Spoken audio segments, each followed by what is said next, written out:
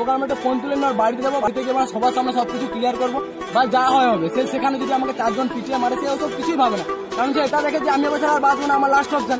তো আমি ওর বাড়িতে যাবো, ও আমার সাথে এমন করেছে এমন করবো।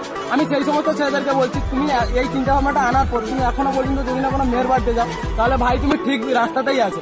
কারণ ওখানে গিয়ে তুমি শুধুমাত্র লোক হাসাবে, কিছুই করতে পারবে না। ওখানে ঠিকঠাক মতন একটা ভালো মানুষ থাকলে তোমাকে ভালোভাবে চোদন দিয়ে দিবে যে বিয়ের পরে একটা মেয়ে তার বরকে ছেড়ে বাচ্চা নিয়ে অন্যজনের সাথে চলে যায়, সেখানে কেউ কিছু করতে পারে না। যদি মেয়ে বলে যে আমি এর সাথে থাকতে চাই, আর সেখানে তোমার সাথে প্রেম করেছে, তো সেখানে তুমি কিছুই করতে পারবে না।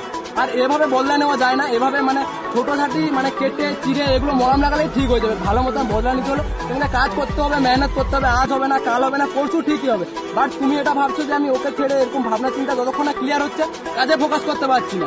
ভাই কাজে ফোকাস সবকিছু ভুলেই কাজ করে যায়। আমরা ছেলে আমরা বাড়িতে একসাথে বড় হই, মা বাবার সাথে থাকি, নিজের বাড়ি বানানোর জন্য বাইরে বিদেশে চলে যাই, কাজ বাজ করতে চলে যাই, কলেজে পড়াশোনার জন্য মা বাবাকে ছেড়ে, তাদেরকে ছেড়ে আমরা থাকতে পারি। আমাদের বাইরে কত লাইফে সমস্যা হয়।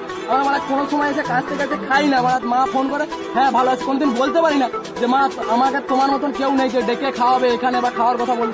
কত কষ্ট সহ্য করে আমরা বেঁচে আছি। আর বালের একটা মেয়ে ছেড়ে চলে গেছে, তার জন্য তার বাড়িতে গিয়ে নিজের বাবা মার মান সম্মান নিজে একটা হাস্যকর হয়ে চলে আসে। কি দরকার ভাই, মেহনত কর, আজ নয় কাল ঠিক কামিয়াবি পাবি।